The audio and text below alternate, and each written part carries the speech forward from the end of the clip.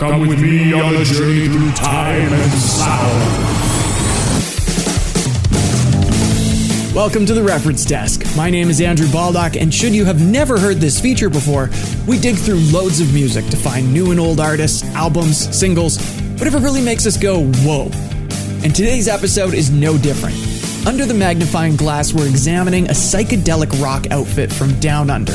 And before you get too excited, no, it's not King Gizzard and the Lizard Wizard, nor is it Tame Impala, Pond, or the Murlocs, though they are counted among their influences. Today we're talking about psychedelic porn crumpets. Hands down, the best music from the worst band name I have ever heard. I've heard some pretty awful band names. Psychedelic Porn Crumpets hails from Perth, Australia, and plays some of the most hook-laden, high-energy psych rock I have ever encountered. Like, get a load of this smattering of riffs.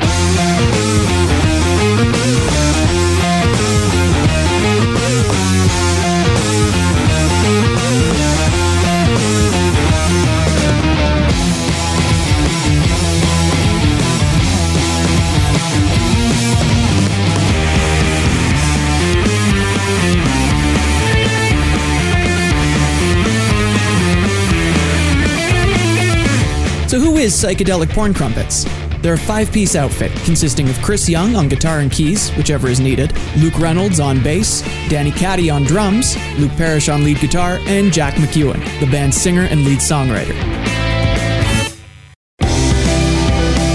McEwen is pretty much the de facto pioneer of the band. He grew up in England, and like a teabag in a conservatory, he was steeped in music most of his life, having played in bands as early as 9 years old. Interestingly enough, Psychedelic Porn Crumpets began as a university project. In an interview with Clunk magazine, McEwen explains that his graphic design professor had asked if he had any songs to go with designs he'd made for the then-fictional band, Psychedelic Porn Crumpets. Though the answer was no, McEwen turned around and recorded early versions of Marmalade March, Cubensis Lenses, and Cornflake at home.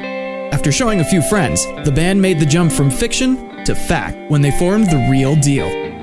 In the same interview, McEwen detailed that early days of PPC were pretty easygoing. He says, "I really didn't think we'd ever make it out of Perth, as there were so many good bands springing up at the time.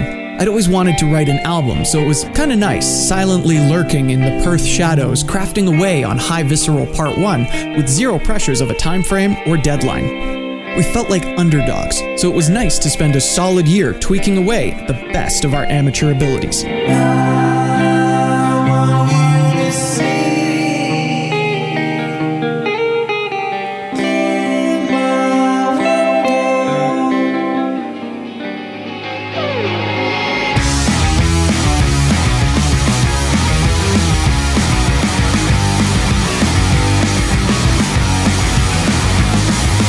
Funny enough, comparisons to King Gizzard and the Lizard Wizard don't stop with their sound and region.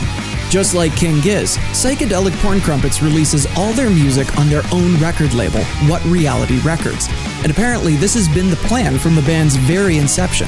They've always had a very strong DIY attitude. In fact, they're still recording and producing their own music using the exact same computer and software from their inception.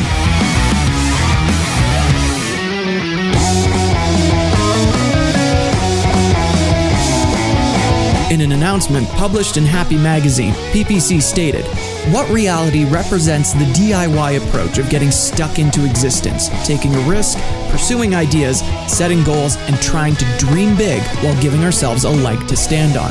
In PPC, we just wanted to make records and play gigs, so it feels like the logical progression is to set up a platform where we can make that happen and profit from it while remaining independent.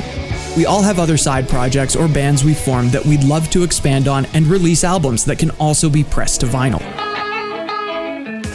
So far, What Reality Records has only released material from one non-Psychedelic Porn Crumpets band. That one is a side project of keys and guitar player Chris Young called People Taking Pictures.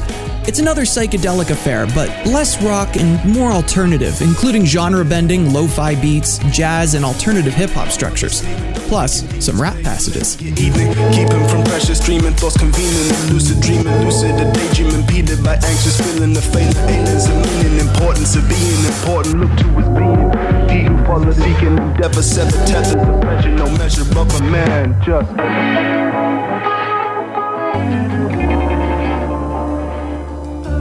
Clunk magazine asked McEwen what he thought was the secret sauce leading to so many Australian psychedelic rock bands getting unexpected international success.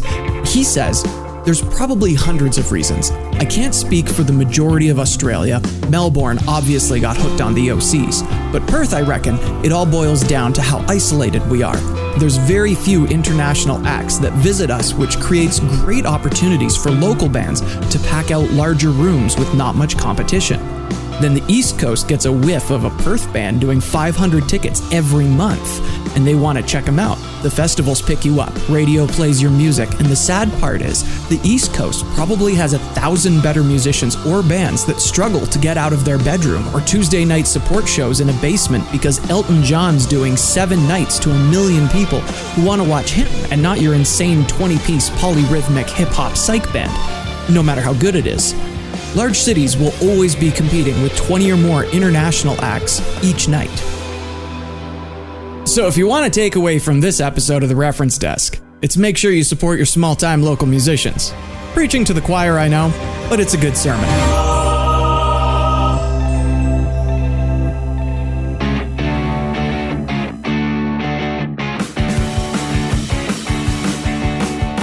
As of writing, Psychedelic Porn Crumpets has put out 4 albums: High Visceral Parts 1 and 2, and now for the Whatchamacallit, and Shiga, the Sunlight Mound, all of which are nearly impossible to get on vinyl for retail price, as they always seem to sell out immediately. Believe me, I have tried. That concludes another episode of The Reference Desk. My name's Andrew Baldock, and I'll catch you next time something makes me go, oh!